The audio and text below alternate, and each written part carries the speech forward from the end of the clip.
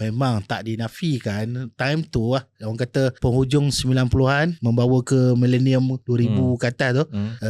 Ipoh memang menjadi satu tempat yang wajib untuk band main.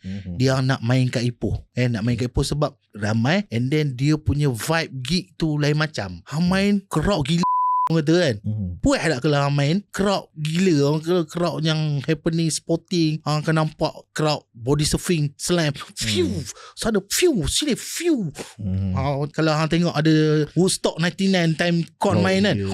You ready, dia punya crowd tu berombak-ombak. Itu benda tu jadi dekat Ipoh dulu. Gila, sampai ada yang patah tangan, luka pun ada, normal.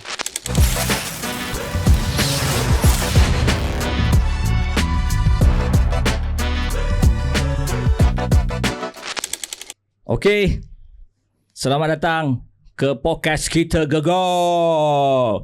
Hari ni anda bersama saya Farid dan partner saya Cikgu Mei. Okey, hari ni kita ada tetamu istimewa. Tapi sebelum tu jangan lupa kepada kawan-kawan yang di luar, follow page kita Gegar di media sosial, Facebook, TikTok, Instagram dan macam-macam lagi.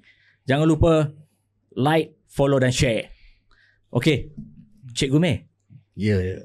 Apa sebenarnya kita punya guest kita hari ni? Okey, tanpa masa saya perkenalkan tetamu kita pada hari ini, Bob Pyron. Ya. Okey. Assalamualaikum Bob. Waalaikumsalam. Sihat ke? Sihat macam ni lah. Orang kata sihat makan ubat lah. Okay. Alhamdulillah. Setakat ini Nampak semakin banyak putih-putih Bob dia itu macam adakah ini itu preparation nak jadi Santa Claus nanti ya.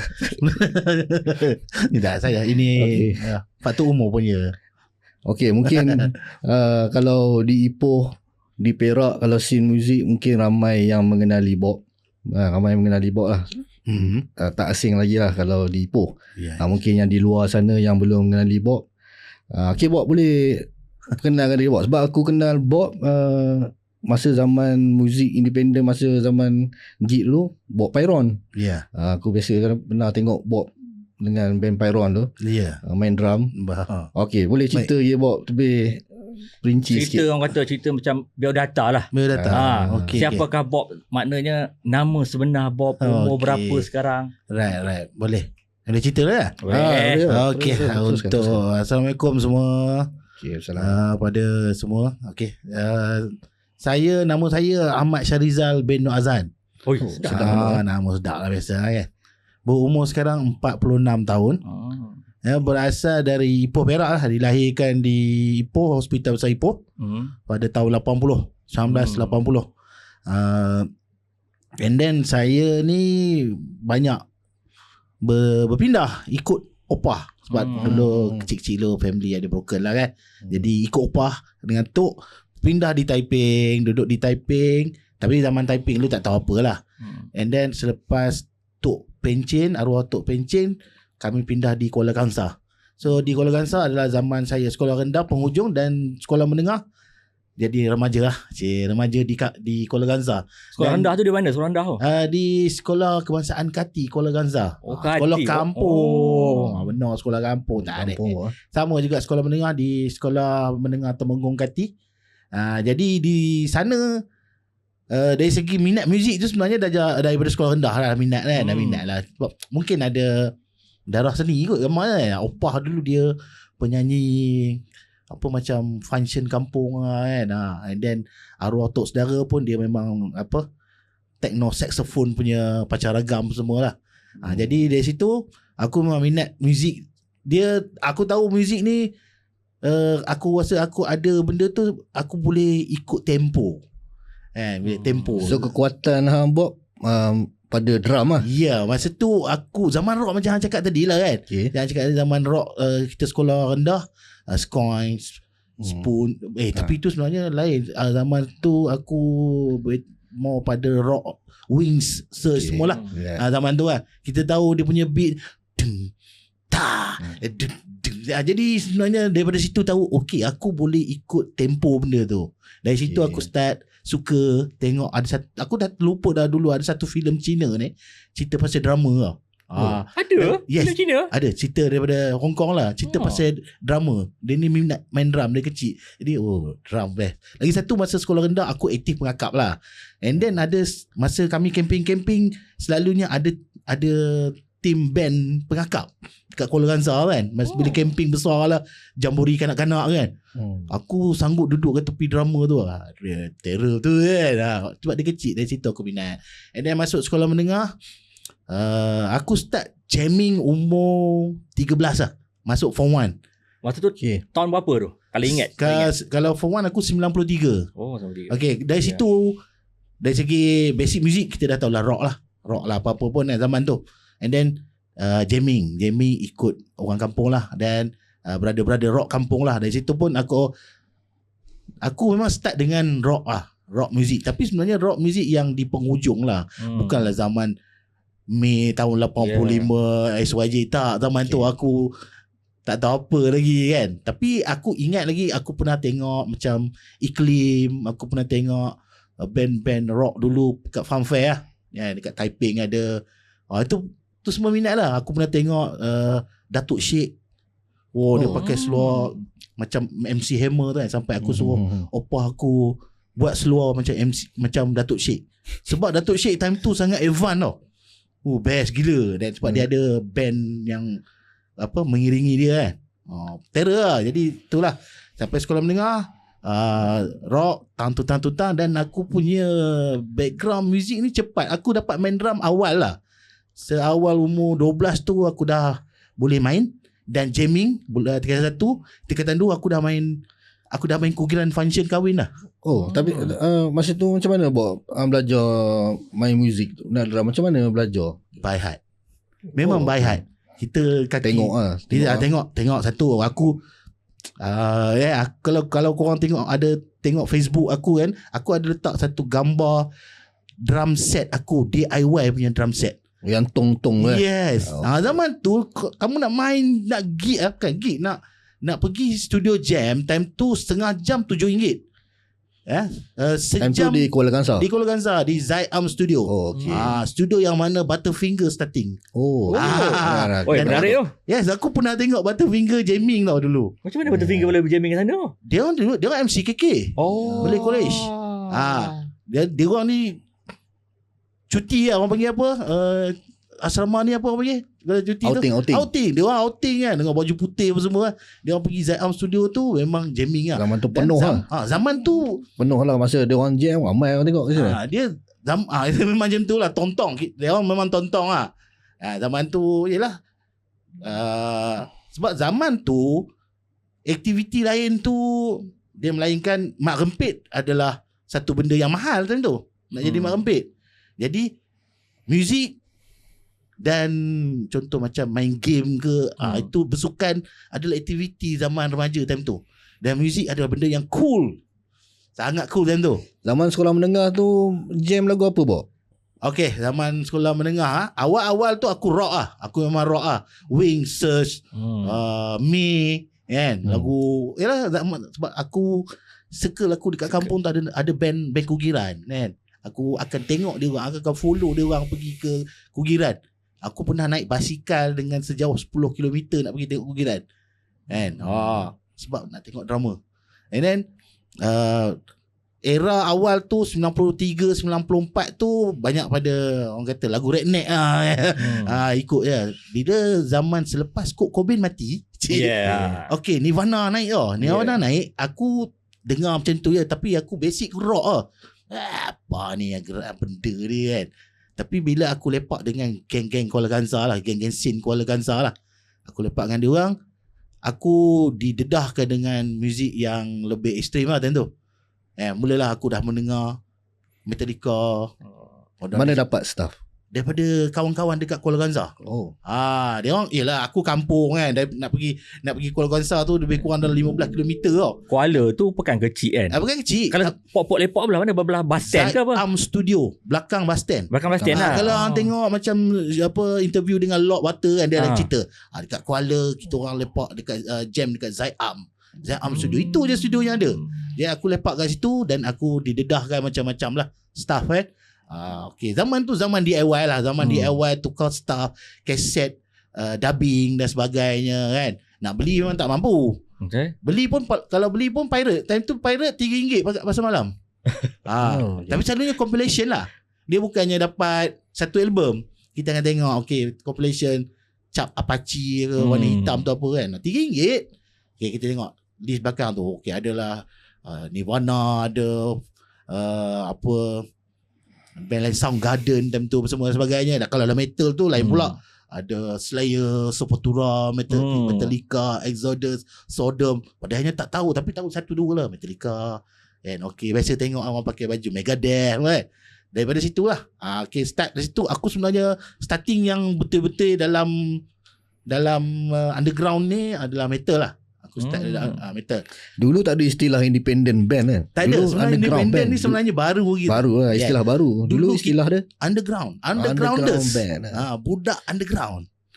Nak membezakan mak rock dengan budak underground lah. Ini budak underground. Underground pula ada dua je. Kita tak ada panggil lah budak pop ke, budak indie ke, tak ada. Time tu punk, metal, skinhead. Itu je. Itu kan. Kalau hang main grunge, budak punk. Hang main Nirvana, hang punk. Tapi kalau lebih famous istilah underground tu. Underground. Masa tu aku pun macam tak, bila budak baru kan, kakak bara orang kata kan. Tak faham kan. Macam mana dia ni main metal tapi boleh pula main lagu Nirvana. Time tu sebenarnya circle tu kecil je. Jadi time tu lah yang orang kata unite ya, music tu unite. Waktu tu minat muzik genre apa, Bob? Aku memang roots aku adalah metal. Memang daripada awal memang dah metal. Sebab aku rock. Iyalah rock metal. Rock pergi metal. Rock pergi metal. Tapi di samping tu aku dengar juga Nirvana. Aku cakap betul je. Tapi sebenarnya macam sorok-sorok sebenarnya. Aku dengar OAG punya album CCTV Time tu dia keluar tahun 94 94 95 Itu adalah lagu semangat pagi aku. Semangat pagi. Lagu apa ni? Lagu CCTV. Daripada situ aku explore lagi muzik yang lain. Dengar mesti kalau dengar di mana kena dengar Green Day mah. Band yang trikot ni. Masa tu aku aktif mengakap. Jadi aku berkawan rapat dengan budak MCKK. Budak MCKK ni dia orang ni Evan. Dia orang ni Evan. Kita budak pandai. Budak pandai. Dia orang Bob. Ni lagu ni Green Day Bob. Sempoi gila kan. Jadi dengar Green Day. Tu aku suka Green Day. Senang main. Dari situ aku belajar main gitar. Tapi Bob kan, dulu nak beza zaman dulu dengan zaman sekarang. Ya sekarang ni kita ada internet semua ada. Tapi zaman dulu kan, macam mana kita nampak material tu kan, memang kat kedai kaset ada jual ke macam mana? Masa tu memang ada kedai kaset lah. Memang ada kedai kaset kat Kuala Kangsar dulu. Ada satu kedai kaset dan ada satu dalam supermarket dekat situ. Kita panggil dulu Berkat ke Fajar Supermarket lah. Kena naik lah, naik atas. Ada bagian dia macam Maiden lah. Ada supermarket. Dia tu panggil supermarket lah. Kira macam the store macam tu lah. Dia bukan shopping complex yang ada mall lah. Dia supermarket bawah jual bahan basah, naik tingkat 2 bayar pakaian macam store, ada store kan. Dekat atas sekali kaset. Jadi kat situ lah nak dapatkan kaset.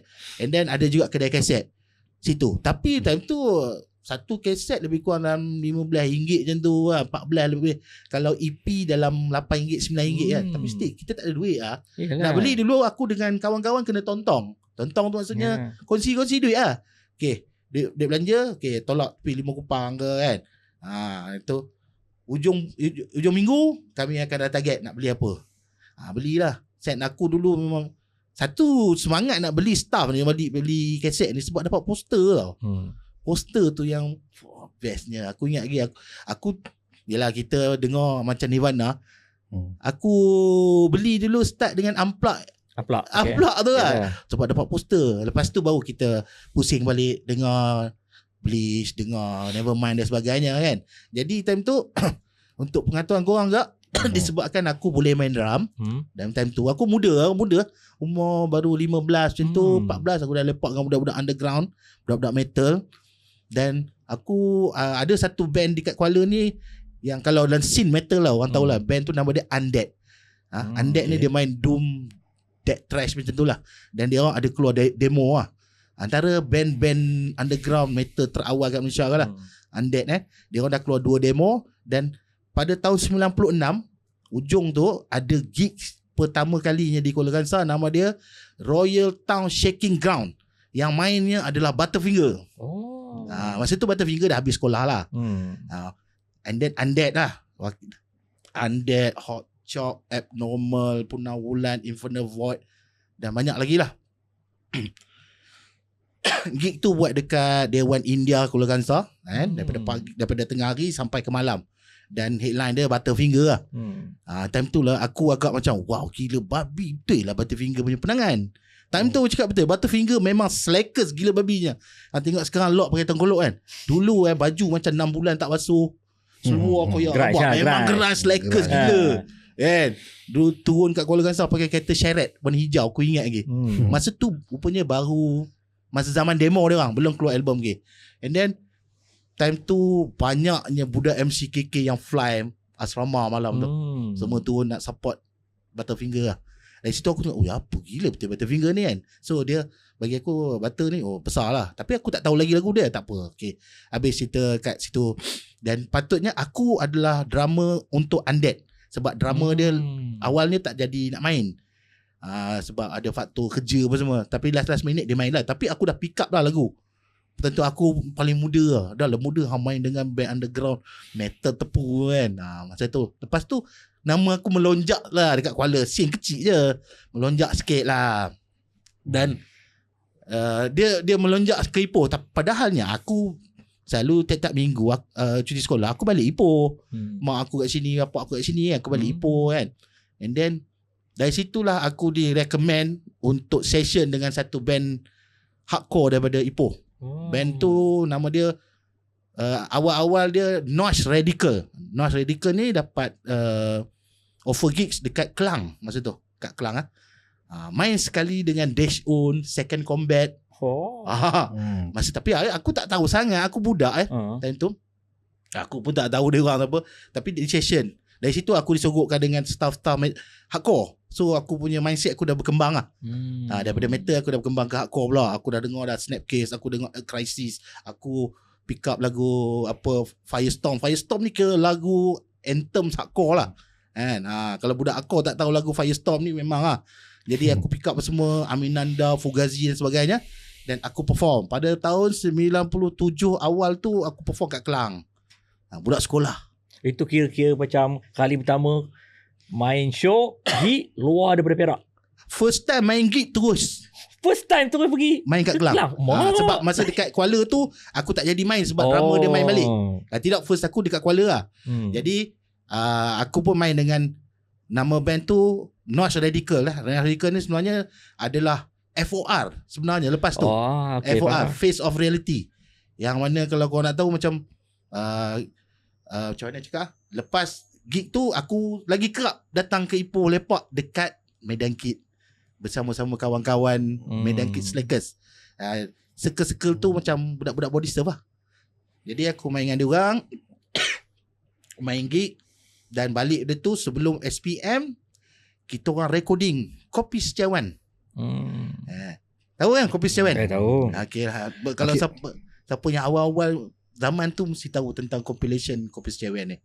Yang mana first Kopi Setiawan bukan daripada Body Surf. Label tu daripada MKS. Apa tu MKS tu? MKS tu Medan Kid Slackers.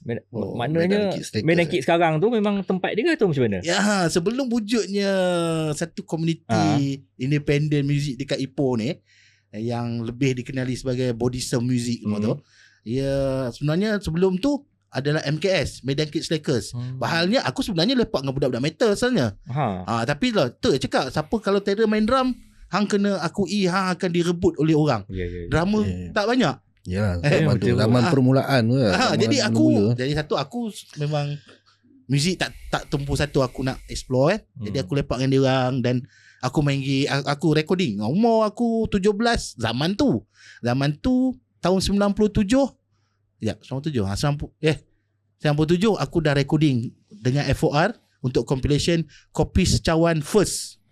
Di mana compilation Kopi Setiawan ni memang meletup lah sebab dia review oleh Jokit dalam Blasting Concept.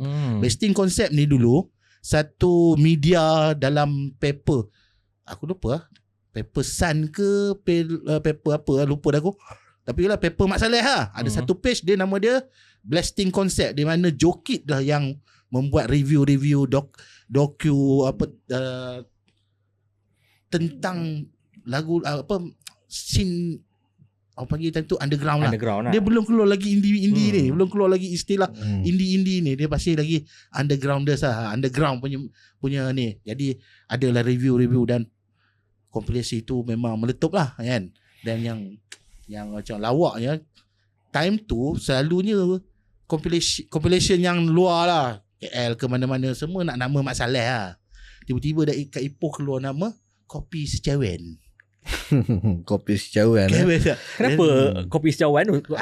Memang ada cerita ke apa? Ada cerita. Aku cerita sikit lah. Okay. Masa yang aku cakap tadi aku pergi main gig dekat Kelang tu, kami pergi, ni cerita struggle-nya dulu. Itu tahun bila tu? Tahun 96 tu. 96.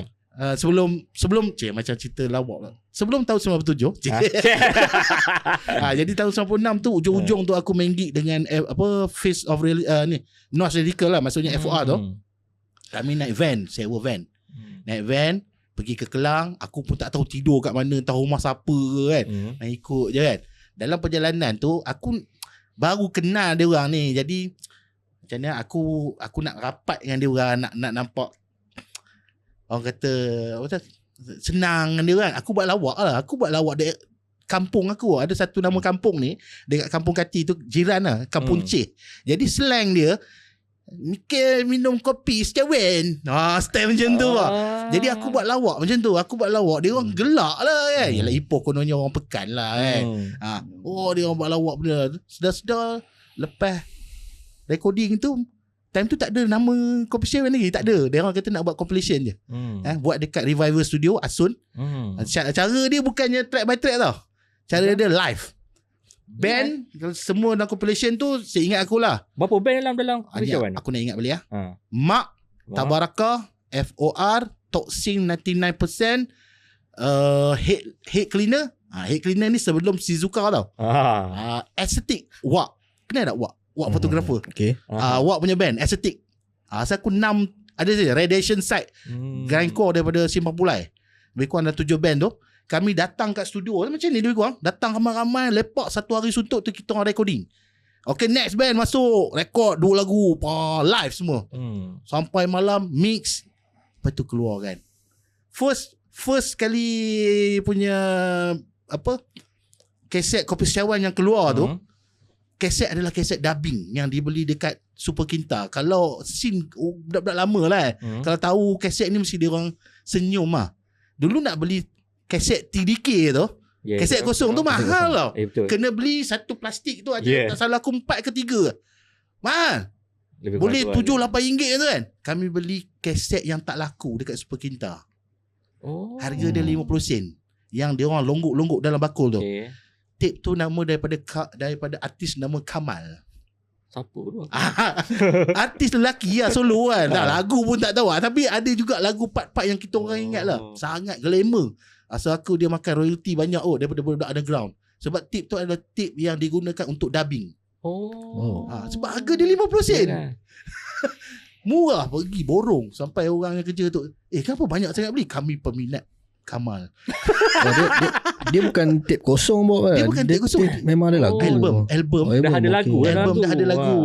Tape tu tak laku. Dubbing balik lah. Dubbing tindih lagi lah. Tindih kan. Sebab cuma tukar cover je lah ya. Dia kan dulu tape yang zaman tu dia macam transparent dia. Dia print atas tu warna silver kan. Kita ambil thinner. Tu tonyo hilang lah. Terus kosong.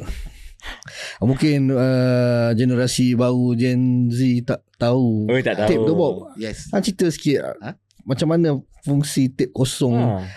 Cuba cerita sikit macam mana nak transfer. Yes. Masa dulu kira kalau kita ada keluarkan material, kita perlu keluar zaman tape mana ada CD, tak wujud lagi.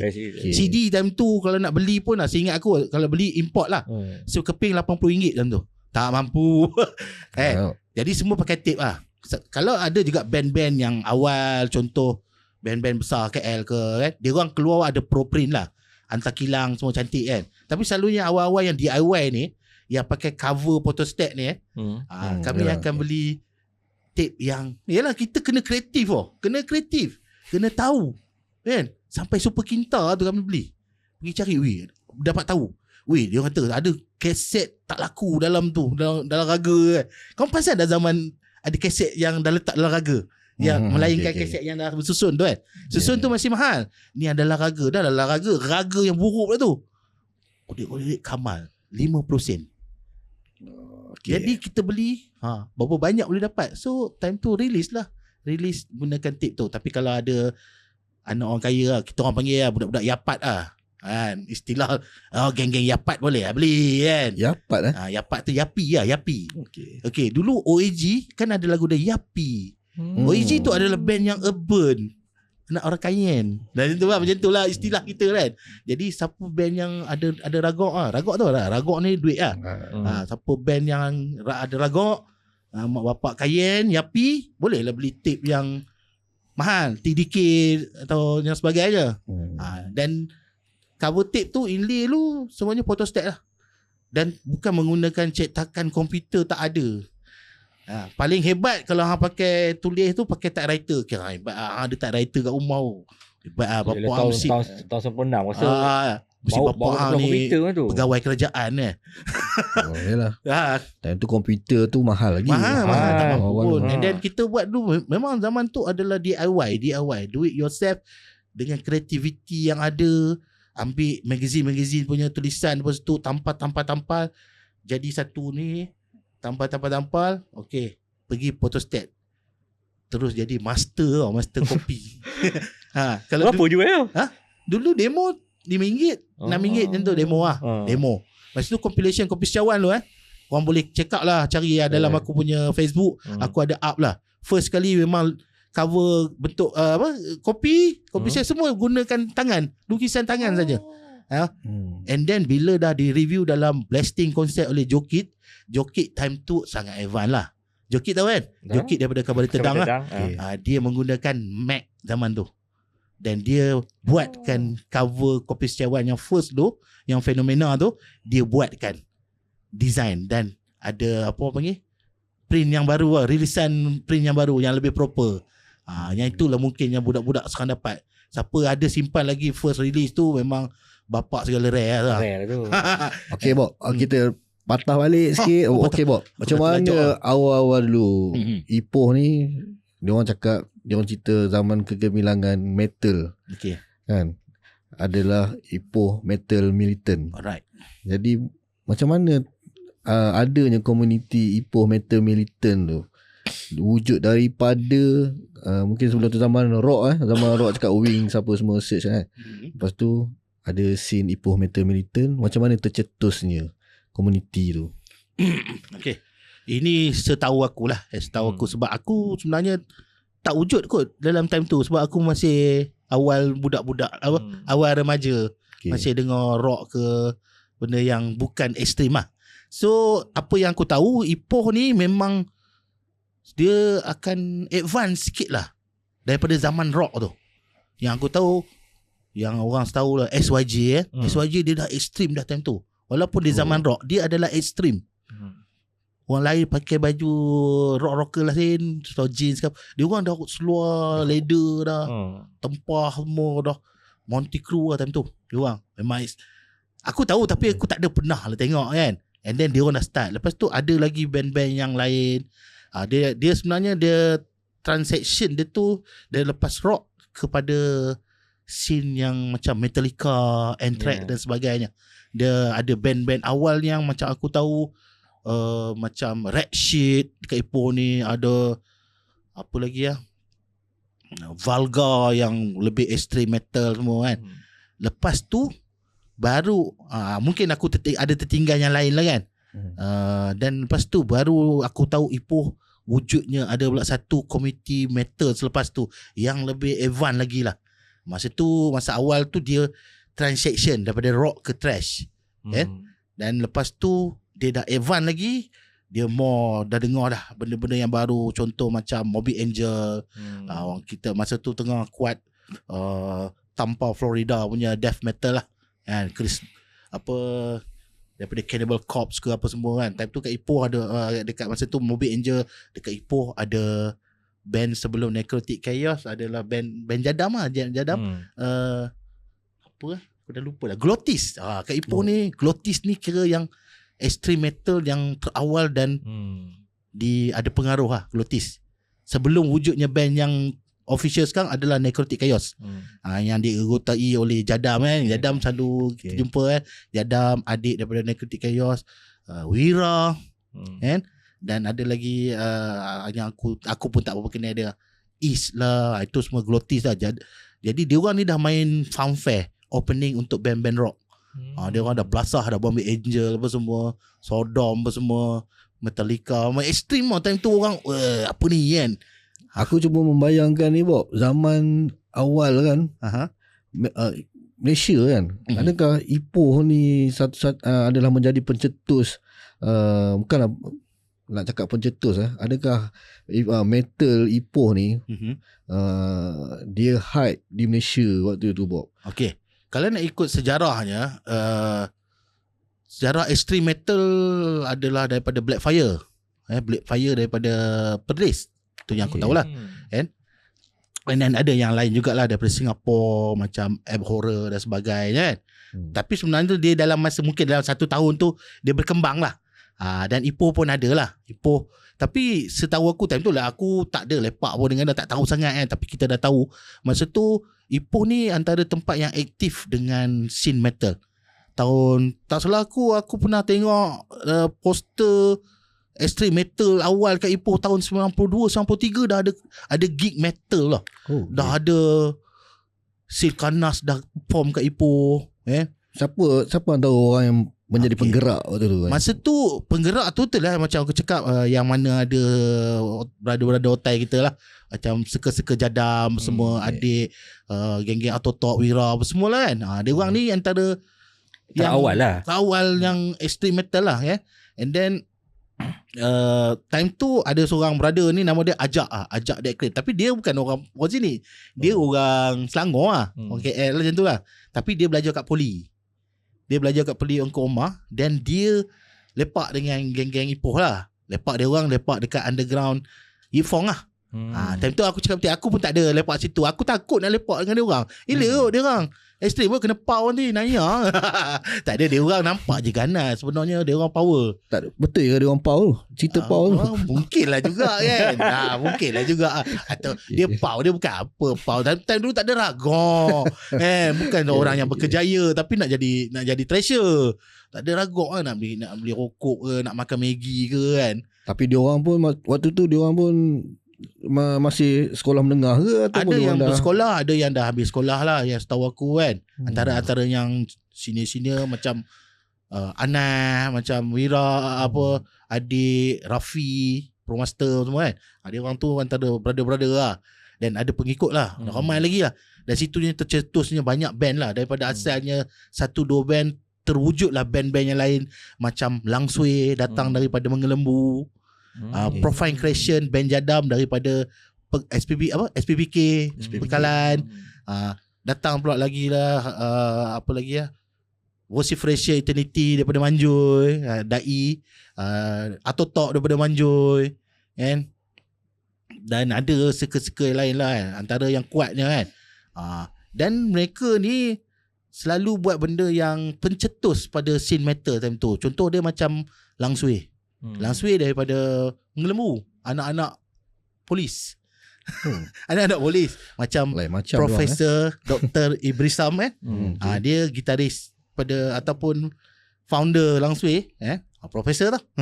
Dia adalah anak polis lah, polis Mengelembu kan. Sama juga dengan Azlan Tor, vokal dia semua geng-geng polis, anak polis dekat Mengelembu buat band yang pencetus satu fenomena baru kat Malaysia time tu. Eastern metal. Itu yang menjadi pertanyaan Bob macam mana dia orang boleh dapat muzik tu dan staff metal tu dan nak jadi rujukan kan. Macam mana dia orang boleh dapat bawa masuk, dia orang boleh tahu band apa yang aku zaman tahu lah. Tu kan. Zaman tu apa yang aku tahu lah, masa tu adik daripada Necrotic Chaos dia selalu turun ke Singapura. Okay. Dan apa-apa scene pun awal-awal mesti Singapura dulu. Jadi masa tu Singapura, maksudnya connection Ipoh punya scene metal dengan Singapura sangat akrab dulu. Sangat akrab. Dan orang lain, setahu aku lah, bukanlah aku nak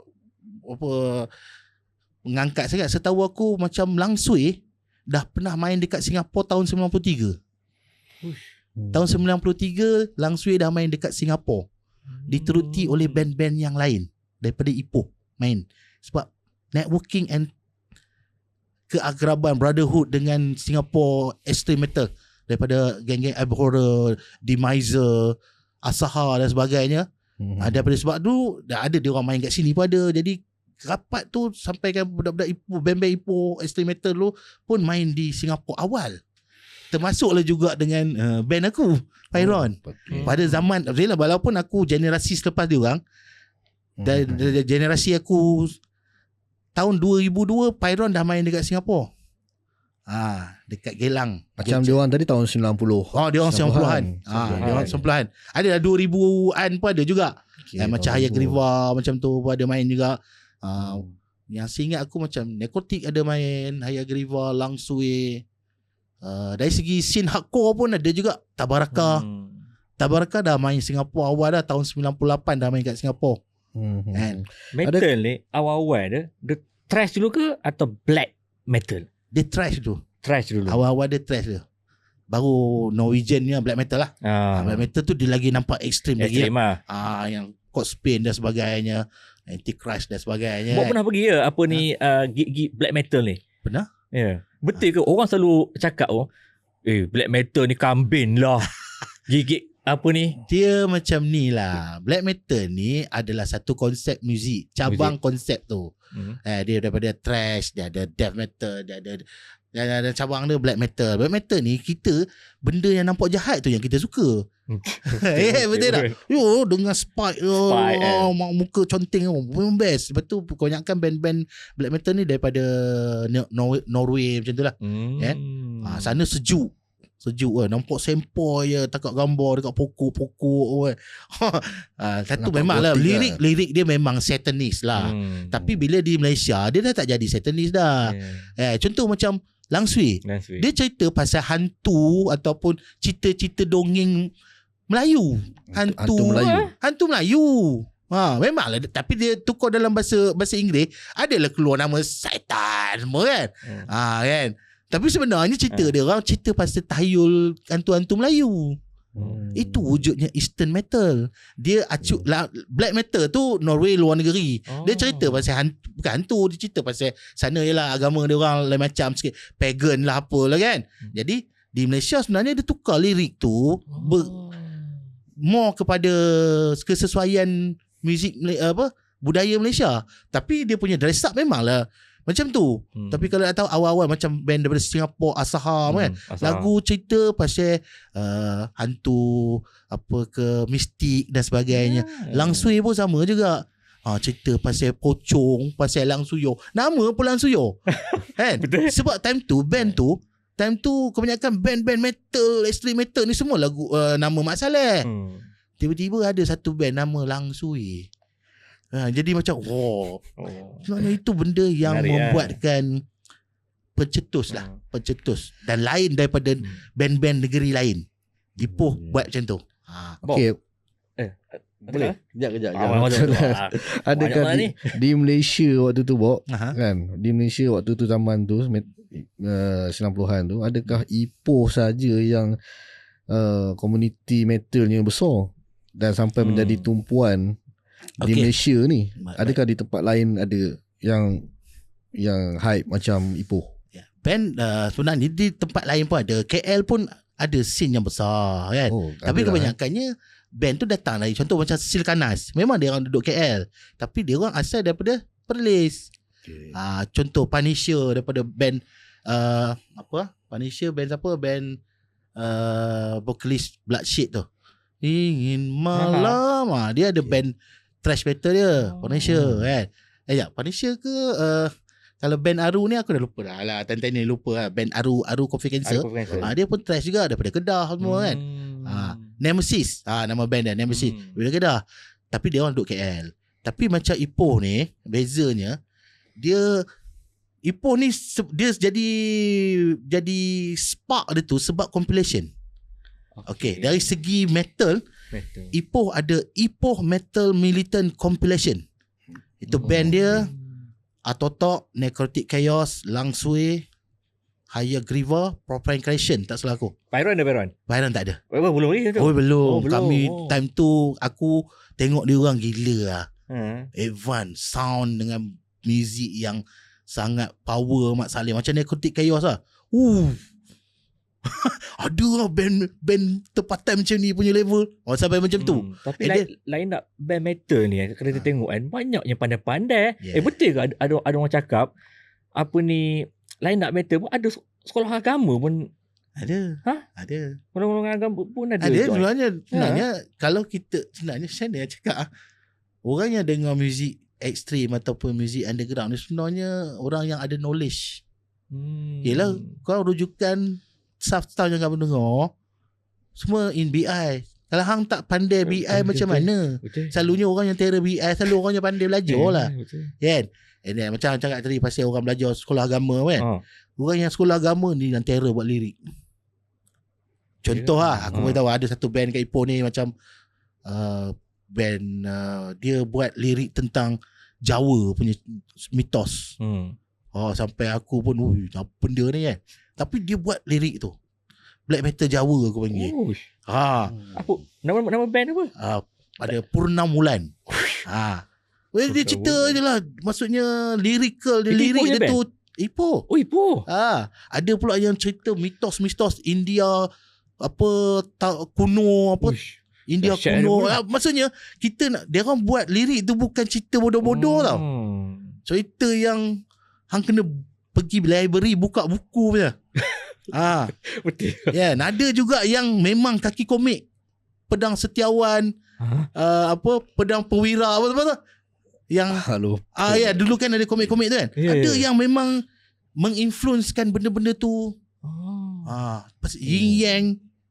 Bukanlah kita ni bukannya kita tak nak tahu benda tu untuk jadi sad tak. Kita nak tahu kan. Okey, apa benda ni, apa beza ni. Okey, macam ni. Jadi kadang lirik tu ada selit-selit lah kan. Ada kebanyakannya band yang buat cerita cintaan memang tak ada lah. Yalah. Jangan mimpi lah. Tapi kadang ada juga cerita band Atotok kan. Atotok trash ada cerita pasal awet. Pasal ada lah lirik pasal awet pun ada. Tapi dengan gaya trash lah. Kenapa dengan awet tu Bob? Kenapa dengan awet tu? Mungkin lah kena tinggal ke kan. Hati luka ke. Aku tak tahu lah, kena tanya lah. Kita kena tanya dia orang lah. Detail dia mungkin lah. Ada juga yang lain macam-macam lah. Okay Bob, di zaman tahun 90-an tu kita pun tak ada telefon. Waktu tu tak ada telefon. Memang tak ada. Nak berhubung apa semua susah kan. Jadi macam mana movement muzik tu kan? Macam mana dia orang nak dapatkan staff, macam mana mereka nak jumpa, macam mana cara mereka berkomunikasi kan? Boleh membesar, tiba-tiba boleh scene tu boleh membesar kan. Lepas tu dia orang boleh pula merancang nak buat gig kan. Lepas tu dia orang nak beritahu pula ada gig. Macam mana nak beritahu? Waktu tu mana ada Facebook lah apa. Macam mana Bob? Macam mana dia orang bergerak?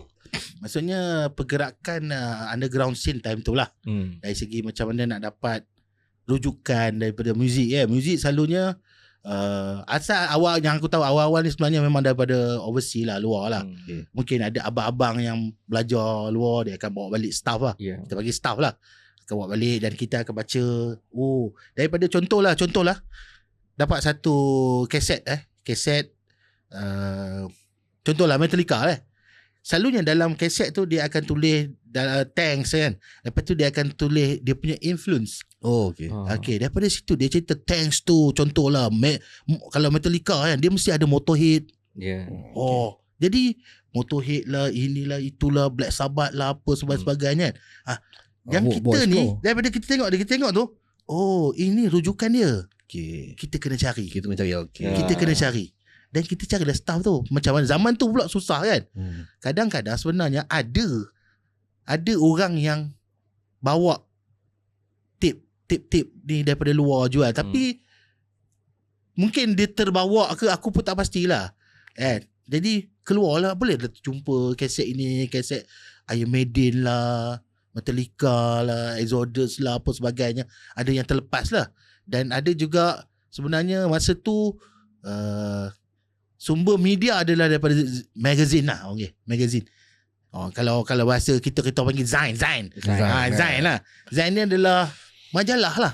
Majalah fotokopi yang dibuat secara underground. Dia interview band lah. Selalunya kalau editor ni apa? Wartawan lah, wartawan hiburan.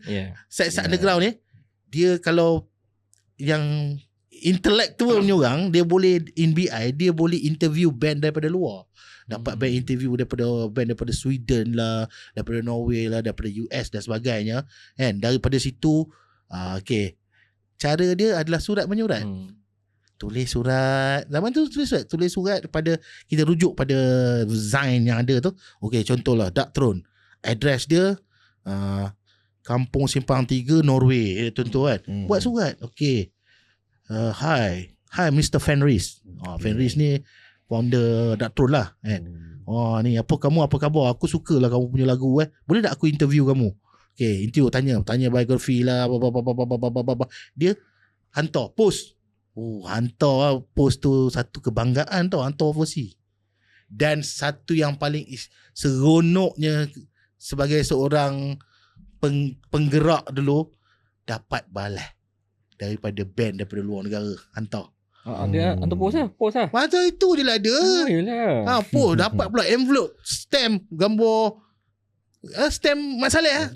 Sampai bangga habis tu. Gila babi yang tak tidur Syok gila dapat buka, sayang buka elok-elok. Okay, baca interview. Dia balas interview kan. Okay, soalan pertama apa nama? Okay, sian, band yang ditubuhkan pada bila, muzik kami berteraskan sekian. Influence kami band. Daripada situ, band ni dia dengar muzik macam ni. Dari situ lah kita ni. Okay, bila dah dapat reply, macam-macam lah dia bagi. Flyers lah, kopi, tape lah. Yang paling best, dulu band mesti nak kena ada chop. Chop apa tu? Chop macam chop address kita. Okay, kalau band lo Pyron kan. Pyron. Okay, sekian alamat. Maksudnya bila ada chop tu, this is a original copy bye. Siap ada sign. Habis hati weh. Kan? Macam aku kan, aku merasa benda tu, aku bukan editor Zain lah. Aku band lah. Okay. Boleh aku cerita sikit pasal band aku? Boleh. Ya, aku kenapa orang panggil aku Pyron, sebab band aku nama Pyron. Asal macam aku cerita dia, aku main dengan band orang dulu lah. Main dengan Undead, main dengan FOR dan sebagainya. Session dulu lah. Lepas tu bila aku dah habis sekolah, aku duduk Ipoh, aku menjaga burger. Dari situ aku ada geng-geng aku lah. Geng-geng kita orang ni yang minat metal lah. Masa tu minat metal, dah boleh main muzik kan. Jadi tertubuh lah nama band aku Pyron. Jadi aku bukanlah kepala tapi yelah aku yang rajin lah. Tu tahun bila? Pyron ditubuhkan tahun 96-97 macam tu. Tapi band suka-suka lah. Bila serius tahun 99, Pyron recording demo pertama Pure Flash Bloody Hell tahun 99. Demo kaset pakai kaset Kamal lah. Macam biasa. Kamal juga? Awal-awal Kamal. Duit tak ada. Bila dah dapat jual kaset demo time tu RM7. So kita orang bawa kat gig jual. Dapat jual duit tu, baru kita orang beli tape. Masa tu boleh beli tape dekat kilang. Beli tape kosong. Memang orang buat, okay lah tempat yang orang buat kaset-kaset ni. Dulu ada kilang dia. Jadi kita beli tape kosong tu, dubbing sendiri. Kalau suruh dia orang dubbing mahal pula kan. Jadi kita beli tape kosong tu, nampaklah cantik sikit. So baru start gunakan tape yang nampak proper. Awal-awal macam tu lah. Sama juga dalam niaga pun mesti nak kena. Kita tak ada modal kan. Gunalah tape yang Kamal tadi 5 kupang. Jadi dapat tu start. Jadi Pyron release demo tahun 99. Tapi aku lupa apa orang tanya dia. Pasal apa aku nak cerita pasal band aku lah. Tadi kita sembang pasal overseas. Okay, di Ipoh ni siapa yang ni editor lah. Editor kalau metal lah. Kalau metal dulu di Ipoh ni ada Crane Mount Zain. Crane Mount ni dia punya editor lu ada 3-4 orang lah. Salah seorang dia Dr. Ibrisam lah. Dr. Ibrisam, arwah Becky, dengan ajak Dek Crane yang organize gig dekat Ipoh, yang belajar dekat Poli Nkoma tu. Dia orang ni antara editor yang power lah. Crane Mount Zain. Tapi dekat daerah lain, contoh macam Taiping ada Krakatoa. Krakatoa Zain. Kira pro-print lah. Zaman tu pro-print lah. Sebenarnya cover depan tu pro-print. Pergi hantar kilang cetak. Tapi black and white lah. Dia still dia nampak hard cover lah. So nampak proper lah. And then kalau macam Kola Kansa, dia ada editor Zain, nama Zain dia Ear Slaughter. And antara Zain-Zain yang besar time tu lah. Waktu tu kalau nak buat gig metal tu kan, macam mana cara dia orang nak spread, nak bagi tahu orang community, ada gig ni sekian-sekian kan. Tu macam mana dia boleh berkembang? Macam mana dia orang nak boleh menyebarkan tentang scene community? Macam ada orang promote lah. Macam mana dia orang boleh spread benda tu? Tujuan band ditubuhkan adalah untuk perform. Tapi ada juga band yang tak nak perform. Juga? Ada. Ada band tak nak perform. Dia macam anti lah, kononnya komersial lah, apa lah, tak nak main. Ada juga tapi kurang lah. Tapi sebenarnya kita main band, kita nak perform. Yelah, perform, betul. So gigs adalah hari raya. Zaman tu 90-an, gigs contohlah dekat Perak lah, dekat Ipoh setahun lebih kurang dalam 1 ke 2 kali saja. Setahun. Okay. Kalau metal side metal lah. Okay, dia selalu macam tu lah. Metal akan ada 1 ataupun 2 gig saja. Dan side-side dekat indie kita panggil punk lah. Ada skinhead, ada grunge, ada hardcore. Akan buat juga gig juga. Akan ada lebih kurang 1-2 juga. Lebih kurang kalau dikumpulkan setahun ada 4 kali gig lah. Ada 4 kali perayaan lah. Dan gig dulu bukan ada gig macam sekarang dekat rumah short lot ni, tak ada. Gig dulu adalah dekat Dewan. Dewan lah. Dewan apa? Dewan. Contoh Dewan lah. Contoh Dewan yang paling hot gigs kat Ipoh ni, Bulan Sabit Merah. Itu legend lah. Bulan Sabit Merah, Dewan Pengakap depan Angsana Mall tu. Okay. Dah tak ada dah. Tak ada dah. St. John Ambulance. Benar. Dekat Taman Dia tu, antara dewan-dewan yang kerap diadakan gigs dulu. Zaman tu. Sambutan dia macam mana? Penuh ke dewan ke macam mana? Macam tadi, macam mana dia promote macam mana dia boleh macam promote. Okay, bila band dapat offer main gig, ibarat hang main konsert lah. Bersungguh-sungguh jamming dan sebagainya. Organizer dah setting lah. Kalau nak cerita pasal gig yang dulu, susah nak buat. Sewa dewan satu hal, kena bayar. Bayar full lah. Sebelum nak buat, bayar full dewan. Kalau kata 1,000 satu hari, 1,000 lah. Okay. And then kena buat permit hiburan. Budak-budak sekarang mungkin tak tahu nak buat benda tu. Dulu pun kena buat. Kena buat. Tak ada tu. Itu apply dengan siapa? Okay. Permit hiburan kena apply dengan pejabat tanah. Pejabat tanah. Dia akan keluarkan satu borang. Isi borang tu boleh cerita pasal susahnya buat permit hiburan dulu. Nak buat gig kita nak tahu. Aku first time buat permit gig, permit hiburan, buat gig tahun 99. Tahun 99 aku first time buat gig buat gig dekat Ipoh, dekat Dewan Pengakap. Okay. Aku buat permit hiburan. Aku belajar benda ni daripada geng-geng Body Surf. Sebab sebelum tu dia orang dah buat gig March Most Fest dekat Dewan Bulan Sabit Merah. Jadi time tu aku join kat dia orang, tapi aku lebih pada metal. Aku nak buat gig metal. Jadi aku buatlah permit. Lawak pun ya, tak tahu kan. Okey, dia kata pergi ambil borang dekat pejabat tanah, isi. Dia ada SK CC pergi salinan, dia akan hantar salinan tu akan hantar ke Central Balai Polis. Bahagian siasatan semua. Lepas tu bomber dengan MBI. Okey, cara dia isi borang dulu isi borang nama setiap performer, IC, salinan kad pengenalan. Kalau kata band aku 5 orang kan, 5 orang kena ada, sertakan dalam borang. Kalau kata gig itu ada 5 band, aku kena contact band tu, minta IC detail lah. Detail. And then lirik sekali. Macam mana aku nak buat tu kalau lirik? Kena band tu kata ada setan ke apa ke, satanic lah apalah kan. Macam mana? Dan aku pernah bukanlah tipu sunat lah. Pernah kena reject tak? Setakat aku buat ni tak pernah lah lagi kan. Kami buat lirik sendiri lah. Ada lah tajuk paling gelak lah. Sebab masa tu aku kat store burger aku dekat Manjoy, Jalan Menteri. Itu pot kami lah. Kami masa tu tak tahu kena buat lirik je. Kena sertakan lirik. Okey lah, kita bahagi-bahagikan.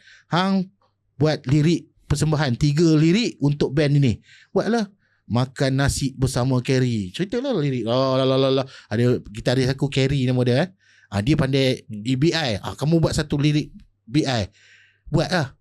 Dia tak tahu masa tu kita takut nak gunakan lirik orang. Takut nanti pejabat tanah tahu. Jadi bayangkanlah 5 band, satu band 3 lirik 4 lirik kita orang kena buat. Memang macam homework lah.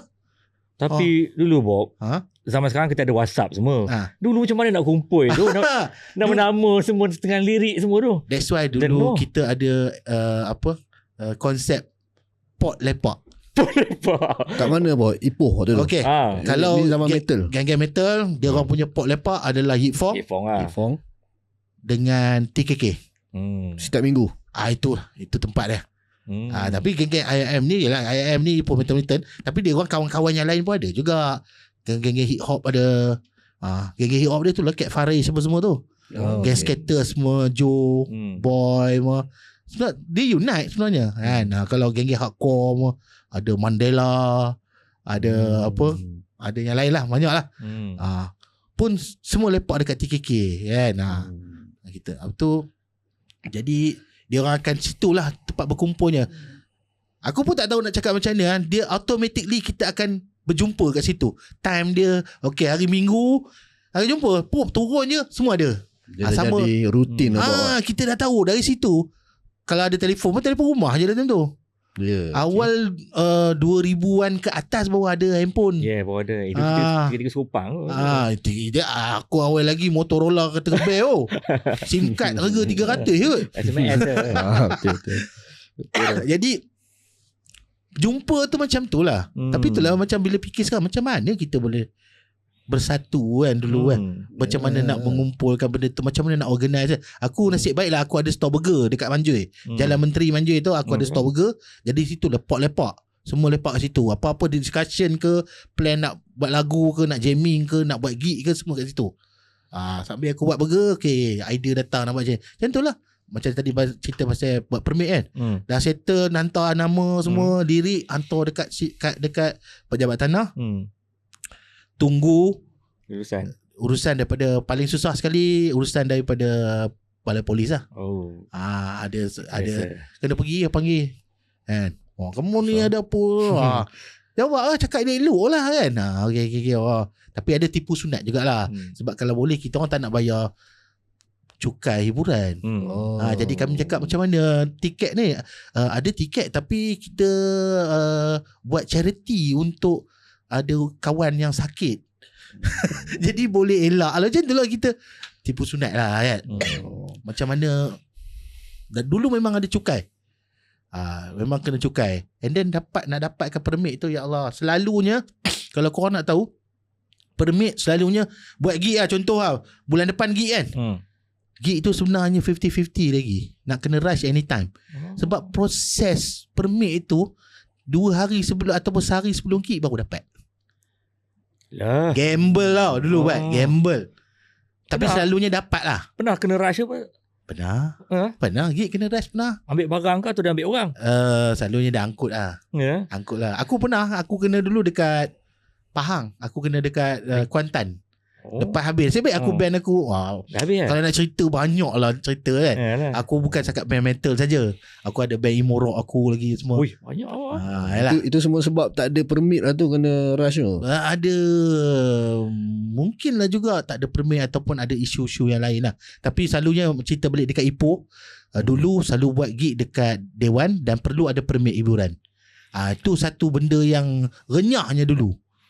Dan promosi dia okay, aku nak cakap sekarang memang flyers photostat lah. Okay, design semua memang DIY lah. Selalunya ada yang boleh buat design, mungkin dulu pakai Corel Draw. Dulu awal-awal dulu lah kan, Pepin. Tahu lah. Ada juga kira pakai words pun dulu. Kira hebat lah kan. Tapi selalunya jenis copy and paste lah. Kan, sampai macam body surf dulu awal-awal semua pakai lukis sendiri, tampal. Jadi master, hantar print. Itulah poster gig. Lepas tu macam mana nak bagi? Okey, bagi memang photostat lah. Okay. Photostat banyak-banyak memang buat apa benda pun mesti nak kena ada duit kan. Jadi adalah cost dia. Dan selalunya dia automatically ban dan kawan-kawan yang tolong benda ni. Dulu sonok apa tau. Okay, dah keluar flyers. Contoh kat body surf dulu. Body surf, bawah body surf tu geng-geng semua dah ramai. Weh, flyer dah keluar, dah ada ke belum? Dia orang akan, okay, petang sekarang geng ni, contohlah band ni punya groupie. Okay. Dia orang akan tampil flyers tu area mana? Cepor. Tampil lah, bus stop. Tempat-tempat yang dalam Pekan Ipoh ni yang akan pasti tampil Yip Fong, Melody, kedai kaset, semua kedai kaset, kedai CD, semua bus stop, tempat remaja lepak lah. Super Ginta tu ada ayam mas tu mesti nak kena letak. Sebab situ tempat budak-budak naik bas. Betul. Kira jadi papan kenyataan apa. So nak tahu info-info, dia orang akan pergi ke tempat tu. And then flyers papan kenyataan macam aku semua dulu, kita macam-macam lah gunakan platform. Mana ada platform masuk. Tak ada keluar paper lah. Semua macam tu lah. By hand. Kami pergi Popperate ke, pergi Fong ke, duduk kat tempat tepi tu, flyers. Main bagi je lah. Bagi. Photostat semua dah siap dah, beribu kata. Okay, hari ni kita photostat 1000. A4 kena potong 2 lah. So jadi A5 kan. Jadilah. Cuma yang besar-besar buat A3 tu, tu untuk letak dekat Melody ke, Ifong, Popperate ke, apa, Jasko dia kita panggil dulu Jasko. Macam tu lah. And then kadang-kadang ada juga yang side-side nak gig, ada awet ramai letak lah dekat MGS punya bus stop MGS Methodist semua kan. Perlu sebab gadis-gadis ni penyumbang semangat kepada band. Baru semangat nak main. Ada juga nama tu yang perempuan yang join gig metal. Ipoh pun ada dulu girl bands ada. Ada Spellbound. Spellbound. Ipoh ada. Zaman tu dengan sezaman dengan Singapore punya band Psychosonic semua. Tapi aku tak pernah tengok tahu jadi makcik-makcik lah kot sekarang kan. Memang anak sedozin lah. Tapi dia orang dulu Riot Girl lah. Kan. Awal-awal dulu kan. Main band. Ada. And then itulah cara promosi dia macam tu lah. Memang tampal flyers merata-rata. Seronoknya. Yang bestnya dia gerakkan tanpa perlu bayar. Budak-budak ni sanggup. Sanggup nak jadi kru, tak payah bayar. Kan? Kau dapat tag gig tu, satu benda yang sangat berharga. Aku simpan pun benda-benda tu. Sampai sekarang kita simpan. Tapi zaman tu hang dapat gantung dekat bag. Rasa macam gantung apa, aku tak tahulah, anugerah. Piala lah. Sebab ada juga dulu kan, ada gig dulu kat Ipoh ke lah. Yalah, kenal lah. Tapi itulah cerita lawak lah. Dia tak ada band, tak boleh jadi kru. Dia tak puas hati kan, dia pinjam tag member yang main band tu. Dia pergi photostat. Dia pergi photostat, tak tahu dia buat macam mana. Sebab zaman tu tak ada print colour mahal. Jadi benda semua photostat. Dia pergi Taman Cepaka, pergi eliminate. Zaman tu lanyard semua tali nylon je. Mana ada lanyard sekarang lawa-lawa, tak ada. Ada pakai tali guni pada. Standard tu kan. Benda boleh buat. Habis hati weh. Satu hari suntuk pakai tag kat tengkuk. Nak ceritakan dia community gig lah, macam tu lah. Ada. Budak underground lah. Budak underground lah. Betapa bangganya benda tu. That's why dulu gig dalam Dewan dulu 300 orang adalah kegagalan untuk sebuah organizer. 300 orang tu sikit fail lah tu. Sikit fail. Okay. Kami dulu kalau buat paling bodoh pun 700 500 orang. Berapa bagi tiket? Masa tu RM10, RM15. Paling mahal dulu pun RM20 macam tu lah. And then dapat soft drink. Bukannya air kotak ke, ini mana ada benda ni Ambil baju air sirap. Baju sirap lu. Bubur dalam cup kan. Dan nak nampakkan soft drink. And then dulu juga gig bukan hanya dekat Dewan saja. dia ada satu lagi level kalau kau dapat main dekat diskotik. Oh. Main dalam disco. Oh. Kalau kau biasa macam kat KL dia ada Piccadilly. Piccadilly ni tak tahulah, mungkin korang, kalau kat Ipoh dulu kan dia ada T-Dance. T-Dance ni disco budak-budak. Ada budak-budak disco budak-budak. Belah siang. Malam disco. Orang tua lah, orang dewasa lah. Ada disco siang. T-Dance. Dia macam prom lah. Prom night. Malam lah. Buat dekat Dewan ke ataupun Dewan ni. Tapi dulu ada T-Dance. T-Dance dulu dekat Dekar Xuan Hotel tu. Okay, tahu. Situlah T-Dance. Situlah remaja-remaja urban lepak. Tapi dia tak ada alkohol semua lah. Kita nari dengan awek-awek. Time tu R&B. Tapi tak ada lah lagu Nirvana apa, tak ada. R&B dia. T-Dance ni zaman tu pula ada pula scene hip hop punya side lah, macam tu lah. Jadi itulah tempat mana kita nak separatekan gigs ni, sebab geng-geng ini yang akan beritahu kat geng, kat sekolah. Macam tu lah. Dan kalau selalunya dulu gigs kat Ipoh, dia bukan orang Ipoh je turun. Dia akan pada Batu Gajah turun, Tanjung Malim ada, Tepin, Kuala. Itu yang besar. Kuala, Tepin memang ramai turun. That's why dulu gig 700-800 orang tu biasa. Tadi Bob kata ada apa hip hop. Budak-budak hip hop masuk gig enggak apa? Ada? Gig bukan gig metal lah, gig macam dulu Body Surf Music pernah buat gigs dekat Bola Sabit Merah. Ada hip hop punya band main Pro Connect apa tak, aku dah lupa. Tapi time tu dia sangat advance lah, siap bawa PC kot. Mac. Tapi Mac zaman berat lah. Masa tu dia ada influence Prodigy lah.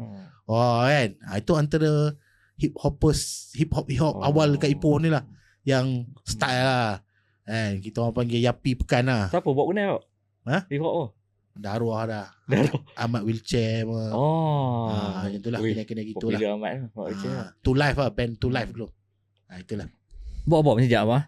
Tadi Bob banyak kali sebut pasal Body Surf. Apa tu Body Surf tu? Boleh ceritakan sikit? Label ke apa ke? Okay. Body Surf Body Surf ni sebenarnya adalah satu studio muzik. Dia permulaannya macam tadi aku cerita pasal satu gerakan ataupun komuniti MKS, Medan Kids Slackers yang di kepala dia senang aku cerita lah, Mio daripada band Mark. Dia band sebenarnya dalam masa zaman Medan Kids Slackers tu, MKS, dia orang ni meniaga burger dekat situ. Sumber pendapatan adalah meniaga burger, kerja kedai makan. Zaman Medan Kid dulu kedai makan, zaman bas banyak kan. Jadi situlah tempat dia. Jadi di situlah timbulnya band-band awal dia orang. Contoh dia macam Out There.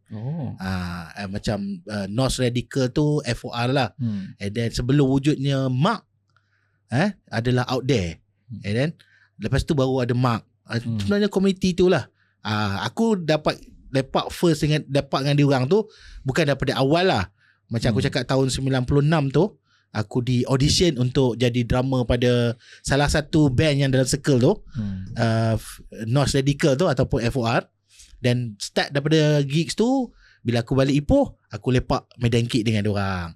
Jadi zaman tu macam aku cakap tadi, sebelum wujudnya studio adalah compilation Kopi Secawan.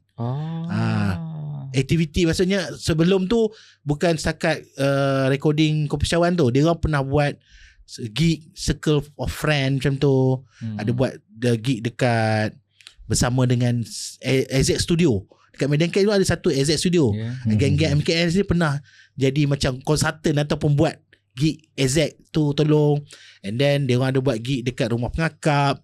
Dia orang ada buat gig dekat live studio. Adalah aktiviti dia.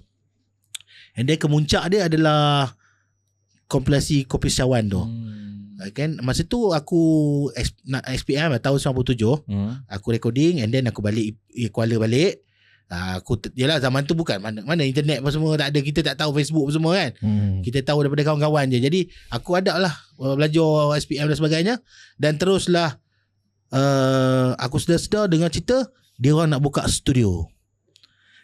Buka studio. Studio tu dibuka daripada line up Mark sendiri, iaitu Mio dan adik dia Daktoi, and then bassist Mark Shidi, drummer Mark Man Black masa tu. Okay, dia orang buka studio tu sebab dapat macam offer daripada live studio. Dia buka satu studio kan, di mana dia orang jadi consultant lah. Dia orang dapatkan macam mana nak set up technical studio tu, dan modal zaman tu spirit kita ni nak go dengan music dengan scene tu, dia orang sanggup jual motor tau.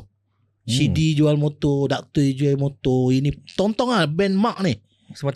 Semata-mata nak wujudkan satu studio. Time tu buka studio tu ibarat hang buka satu empire lah.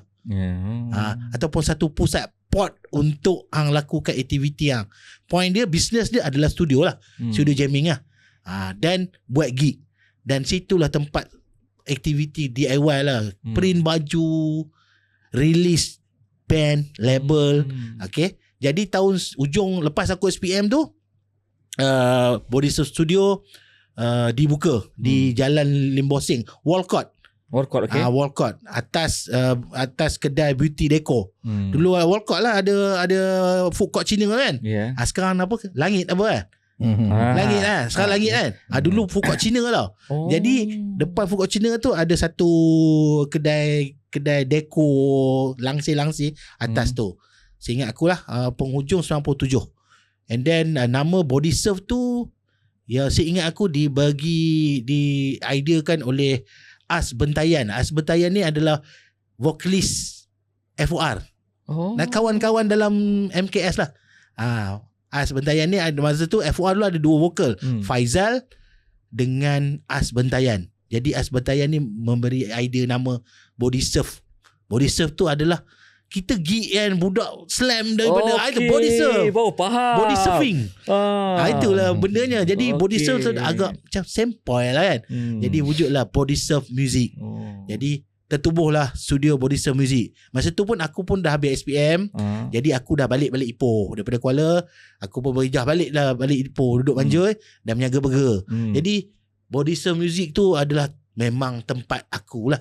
Tak balik rumah. Tempat lepak lah. Memang tempat lepak lah. Tempat lepak aku di balik berniaga burger situlah. Dan di situlah tempatnya ramai orang menjadikan pot lah. Daripada geng-geng daripada Kuala datang Ipoh ada pot lepak. Daripada situ mulanya awal-awal aktiviti yang seingat aku, awal-awal selepas buka Body Surf Music ni, kami buat launching album kompilasi Kopi Setiawan yang first. Launching dia dekat Sutter Edge Disco tu tau. Okay, dekat dengan bulatan rumah MB tu. Ada satu depan sekolah Yuk Choi. Dia ada satu disco. Betul macam aku cakap tadi kan. Selain daripada Dewan punya gig, diskotik adalah tempat yang paling keren lah. Kira hang main tempat sampel lah. Satu, sebab diskotik ni dia sound system dia power, lighting dia power. Lepas tu dia punya environment tu hang rasa main tempat yang sampel lah kan. Jadi Body Surf organisekan launching album kompilasi Kopi Setiawan di Sutter Edge, di mana semua band yang dalam kompilasi yang pertama tu, Tabaraka, Head Cleaner, Face of Reality FOR, Toxing 99, Spunk Ska, Aesthetic, band Wak tadi. Tabaraka aku dah sebut dah. Apa tu, ada Radiation Side. Lebih kurang tu lah 6-7 band yang aku ingat lah. Dan kami main, dan headline dia adalah Carburetor Dunk dan Butterfinger. Masa tu Butterfinger baru keluarkan album yang kedua. First album dia 1.2 mg kan. Yang sound kotor kan. Second time dia dapat band ni dah macet lah, Butterfinger. Dia keluar album kedua, Butterworld Pushful. Time tu memang dia orang tengah buat tour. Dan salah satu tour dia orang kat Ipoh adalah gig Kopi Setiawan. Masa tu dia punya vibe dia macam mana masa tu? Ramai tak? Ramai. Ada dalam 1,000. 1,000. Hampir rasa aku 1,000 lah. Memang pack gila. Dan video tu memang ada disimpan. Ada sampai sekarang? Ada simpan video gig tu. Sebab dibantu oleh live studio lah. Live studio ni ada geng-geng muzik Cina lah. Dia orang ni dia support lah untuk yang satu pasal bisnes lah, dia support. Lepas tu dia pun nak ada dia punya biografi dia orang pun buat apa macam dulu kan video MCP semua. Jadi itu salah satu produk dia orang lah. Jadi that's why ada video gig tu. Yang sekarang dah jadi benda yang sangat rare lah. Cerita rasa 30 tahun dah. Ada tu lah. Tak lah. Lebih kurang lah. Gig tu. Dan paling happening bagi aku lah. Happening daripada Carburetor Dang lah. Sangat happening. Line up yang tu masa line up gig tu, line up Carburetor masa tu vokalis dia orang lah. Lee kan. Lee Carburetor, drama Oli, Joe apa semua, Jijo. Then Butterfinger. Butterfinger. Okay, nak cerita bestnya Butterfinger main gig tu, dia orang datang ke Body Surf Studio. Dia momen-momen time tu Butterfinger memang tengah hype lah, tengah memang gila lah, orang semua suka lah budak-budak. Dia datang Ipoh, sampai je dekat Ipoh subuh-subuh. Ahmed Mat Saleh ramai orang dah tahu Butterfinger akan sampai dekat Body Surf Studio subuh tu, pagi tu. Dia tolak daripada KL malam. Tiba-tiba orang ramai pula nak lepak kat studio. Penuh.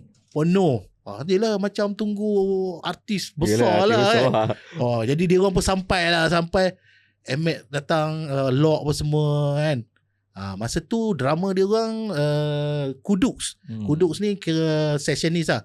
Masa tu Kalai dah tak main, dia sambung belajar. Drama Butterfinger dah tak ada, ganti Kuduks. Kuduks ni adalah drama awal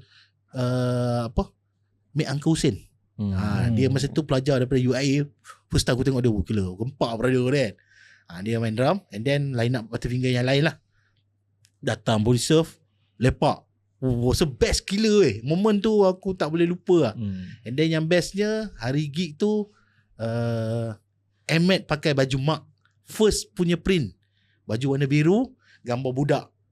Blog tu kami buat sama-sama, belajar buat blog tu dekat studio. Dekat blog printing tu dekat studio Body Surf awal-awal dulu ada 2 je blog. Satu blog Mark tu, Mark punya baju design pertama gambar budak tu kan. First kali di print masa aku main gig dekat Kelang. Itulah first time di print dan dijual. Siapa punya design buat? Aku rasa Daktoi. Siapa yang design? Daktoi buat gambar budak tu kan. Itulah blog yang aku ingat lagi. Sama yang ada sekarang ni dah di print baru lah. And then gig tu juga Ahmed pakai baju tu. T-shirt tu warna biru. Ahmed pakai. Dan memang ada masa Butterfinger buat konsert dia ada cari barang-barang kenangan Butterfinger, dan ada orang post balik gambar gig Ahmed pakai baju Mark tu. Jadi Ahmed ada up gambar tu. Lepas tu geng-geng Body Surf keluarkan baju tu, laku gila. Keluarkan balik. Itulah masa awal-awal Body Surf tu.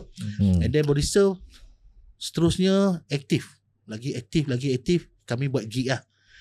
Wujud je lah March Moss Fest, Independent Day Out. Itu zaman kegemilangan Body Surf ke? Yes, zaman kami tengah peak lah.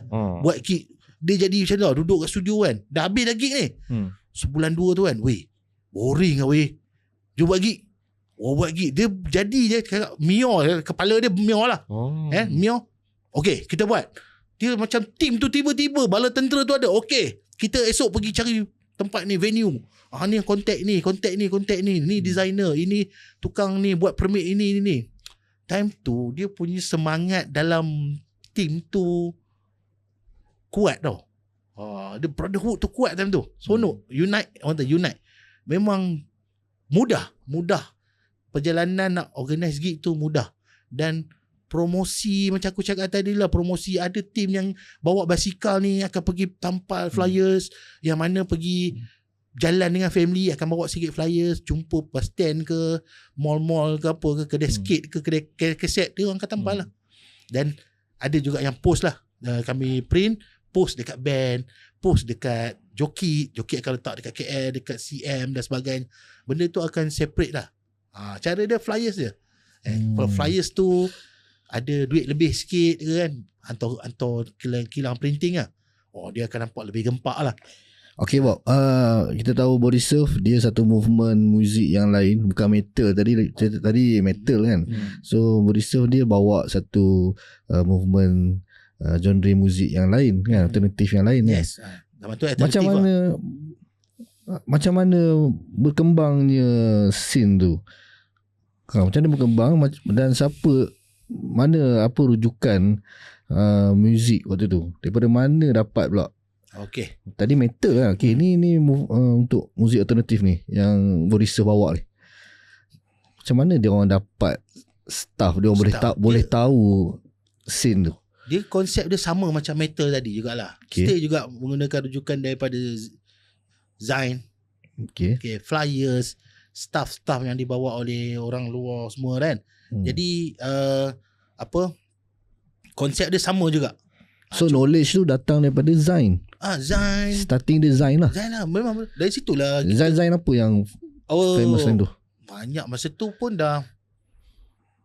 Aku tak berapa ingat lah kalau nak cakap. Dulu banyak kalau set punk dulu Edis. Dia sebenarnya zaman Body Surf tu dah start Jokit punya kolom blasting konsep tu. Okay, macam mana nak tahu band apa kita nak dengar ni muzik apa kita nak dengar ni okay. Genre apa mana diorang dapat. Dia yang bestnya masa Body Surf dulu, dia walaupun Mio tu punya band adalah sound Sonic Youth kan, Dinosaur Junior ke apa kan. Tapi ada yang lain, contohlah macam kalau hardcore pula ada side hardcore, As Bentayan, Faizal, Johan Tabaraka kan. Ada geng-geng ni pula. Aku metal pula, aku pula campur ada metal pula. Ada geng-geng ni pula grunge typing daripada 4M Skid lah, daripada Scandal 26 lah, daripada typing. Kuala pun ada UN Cry kan. Lepas tu daripada luar-luar, daripada Ipoh pun ada. Jadi sebenarnya bukan dalam scene alternatif ni pula, dia bukan hanya orang kata indie rock ni lah. Kan, dia bukan indie rock tu saja. Mak dia ada sound dia. Ini ada sound dia. Itulah dia jadi identiti Ipoh tau. Dia Ipoh punya band-band yang keluar bila recording, dia ada macam satu, aku nak macam mana cakap, dia orang luar yang melabelkan Ipoh sound. Dia tak sama dengan Kuantannya gang ke Kedah ke KL ke JB ke. Dia Ipoh ni dia ada membawa identiti dia. Tapi sekali muzik, dari segi muzik itu semua kita semua daripada luar barat. Betul tak? Cuma ada orang tahu, oh ini budak-budak Ipoh. Padahalnya sama ke, dia punya influence Nirvana juga. Dia punya influence Sonic Youth juga, Dinosaur Junior juga, Strive ke, Crisis ke, macam tu juga. Tapi dia ada that's why Kopi Setiawan tu menjadi satu rujukan lah, masterpiece sebenarnya. Kopi Setiawan yang first tu menjadi rujukan. Dan zaman tu juga banyak negeri lain atau daerah lain pun wujudkan compilation. Tadi buat beritahu pasal Kopi Setiawan first. Maknanya ada second and third ke apa? Ada, lepas tu ada. Macam tadi aku cakap, first Kopi Setiawan first diwujudkan menjadi orang kata pencetus lah. Sebelum tu ada compilation yang lain. Okay. Cuma dia jadi macam orang tiba-tiba wow macam tu lah. Bukan kami cakap, tapi benda tu memang nyata kan. Zaman tu dibantu oleh review daripada Jokit lah. Jokit kan satu nama besar lah time tu kan. And then selepas tu wujud pula Kopi Setiawan yang kedua. Tapi sebenarnya untuk dapat selection band yang Kopi Setiawan yang seterusnya, dia bukan boleh orang kata guna kabel lah. Tak ada. Tu macam mana? Kami ada buat gig macam saringan gig. Dah macam metal lah. Kita panggil apa band yang ada dalam Perak tu. Tak kisahlah. Okay, kat Kuala ada apa band. Mari beritahu. Kuala dulu Protokol lah, Mizrul lah, metal kepada indie couple semua kan, akan datang, akan dipanggil untuk gig buat kat Ipoh. Taping lah, ada band ni lah, band ni tu. Sebab bila Kopi Setiawan first keluar, banyak band start bagi staff. Band kita nak promosikan band, kita kena keluar, bukan tunggu band kena datang. Sebab tu that's why Body Surf Music dulu menjadi tumpuan. Jadi macam hub lah. Jadi macam hub. Memang orang datang jumpa Mio, jumpa kami semua. Bagi demo, bagi ni kan. Sampai ada yang Mio kata, Ada je tak pernah tengok, tak pernah dengar, tak dapat nak dengar. Oh, banyak sangat tu. Banyak orang hantar by post pun ada. Kan? Sampai body surf tu ada label, ada bistro. Yes, ada bistro semua. Sampai ada label. Memang bila dia tu cakap starting dia selalunya bila ada aktiviti persembahan lah, gig lah, membuatkan ni band nak main gig. Jadi dia hantar staff. Jadi kita akan sebelum Kopiscawan yang kedua akan ada satu gig band yang banyak, selection lah. Dari situ ditapis. Akan masuk second punya Kopiscawan, tak salah aku yang aku ingat 4M Skid, Fat Flat. Fat Flat kira Limp Bizkit lah. Daripada Simpang Pulai. 4M Skid ni daripada Taiping. Bloody Mary grunge yang melodi lah. Itu Cain, Syah Kecil semua. Lepas tu ada lagi apa aku dah lupa lah, Enthroned Fall Metal, Shizuka. Time tu tak ada band Aman, Shizuka saja. Shizuka tu tapi adalah Shizuka zaman tu memang top kan. Shizuka tu adalah band yang diwujudkan selepas Head Cleaner. First Kopiscawan. Pian punya band. Pian dulu gitar lah. Pian, Art, Noah.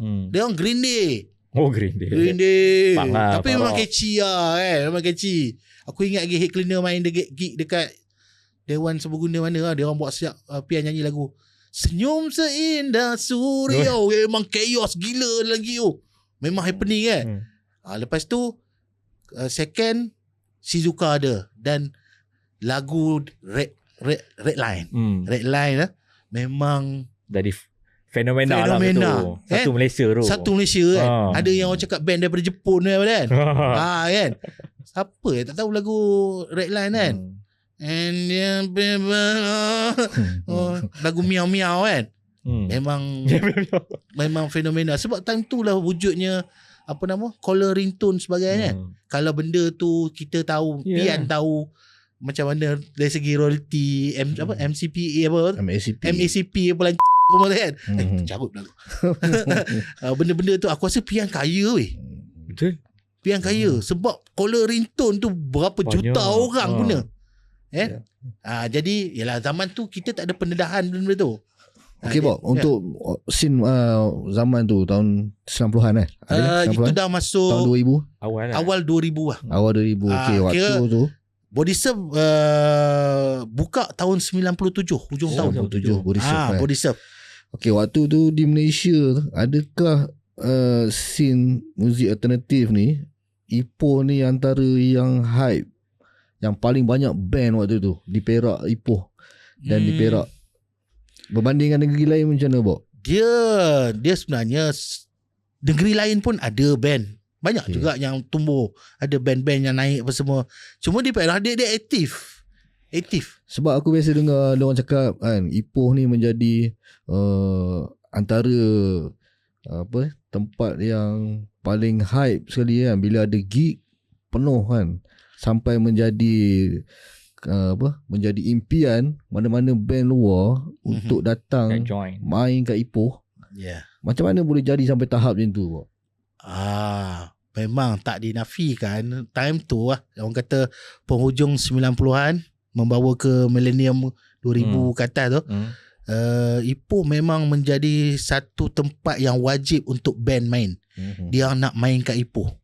Nak main kat Ipoh sebab ramai and then dia punya vibe gig tu lain macam. Hang main crowd gila babi orang kata kan. Puas tak kalau hang main crowd gila, orang crowd yang happening sporting, akan nampak crowd body surfing slam sana sini kalau hang tengok ada Woodstock 99 time con main kan. You ready, dia punya crowd tu berombak-ombak. Itu benda tu jadi dekat Ipoh dulu. Gila, sampai ada yang patah tangan, luka pun ada, normal kan. Jadi band contohlah yang macam dia orang seronok main kat Ipoh. Aku pernah tengok macam awal-awal Coffee Cancer main juga. Kita pernah panggil Pilgrims. Banyaklah band-band yang lama pun ada main. Dulu ada band Lime pernah main kat sini. Ada juga band-band yang lain pun perform kat sini. Band metal pun ada. Kami pun buat ada gig campur pun ada. Jadi dia orang akan kalau dia orang nak buat dalam tour lah, zaman dulu tak ada cakap tour. Jarang lah band buat tour kan, melainkan band besar lah macam Butter pun dah buat tour kan. Tapi mesti akan buat di Ipoh.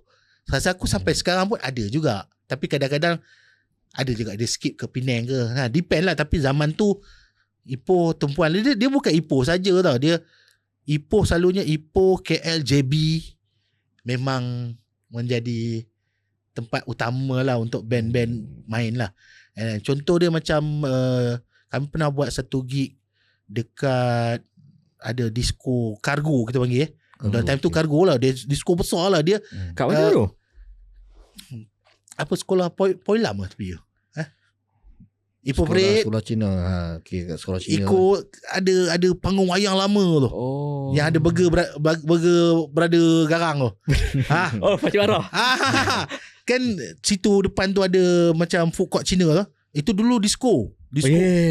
Besar tu. Okay, Force Vomit band daripada Singapura. Masa tu kita orang direkomend ke ataupun disuggest oleh Jokit lah macam tu lah.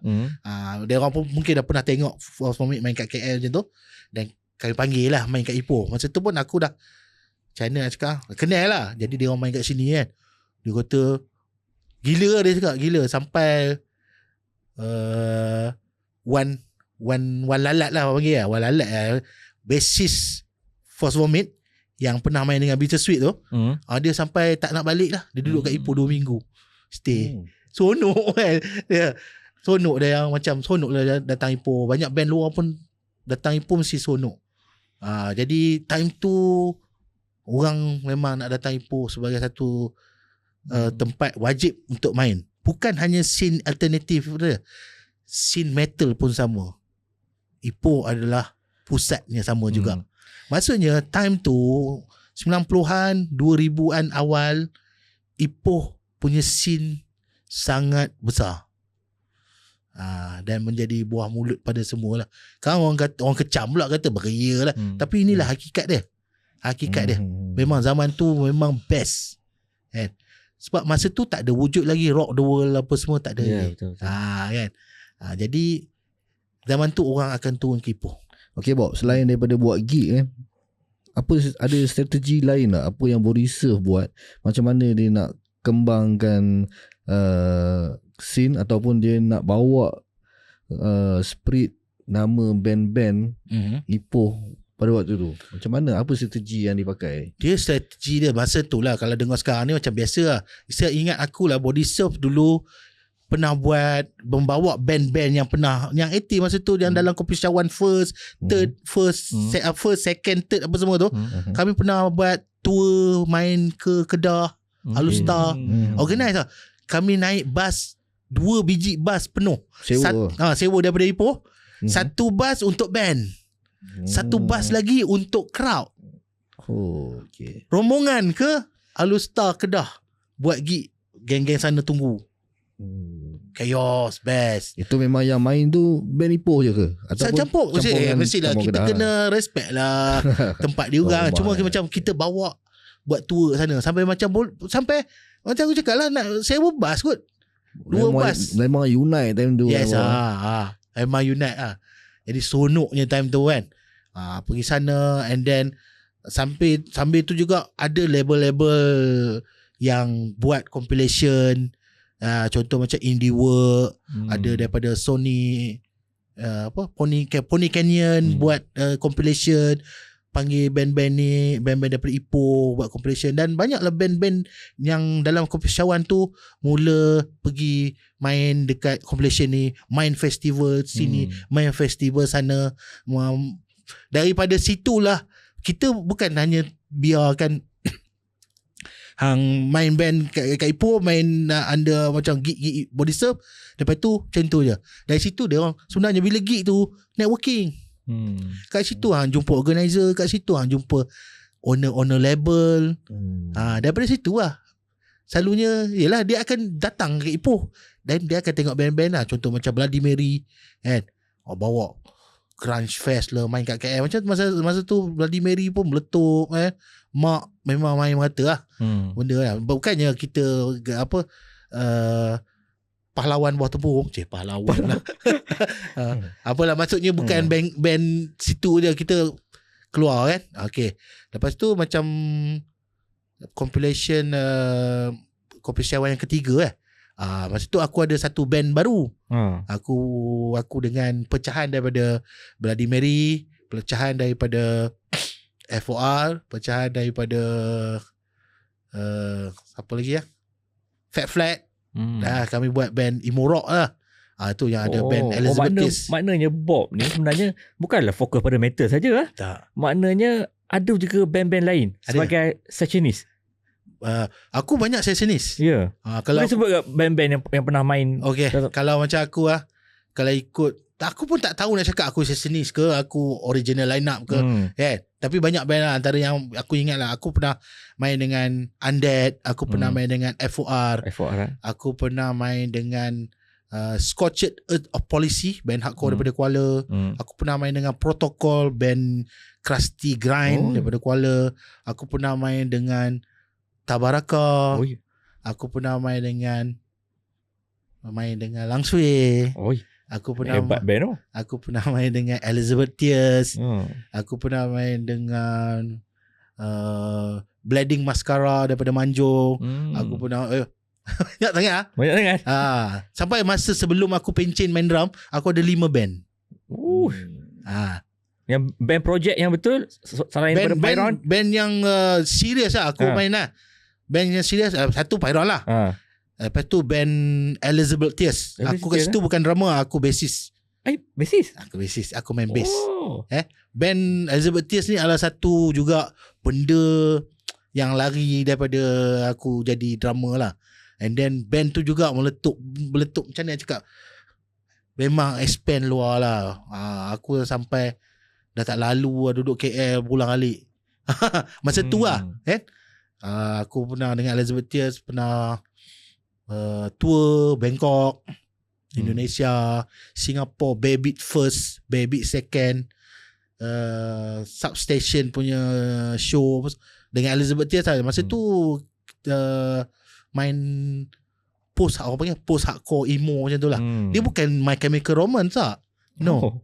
Dia orang cakap emo rock, My Chemical Romance tak. Ada dia point dia daripada hardcore, tapi dia ada melodi dia.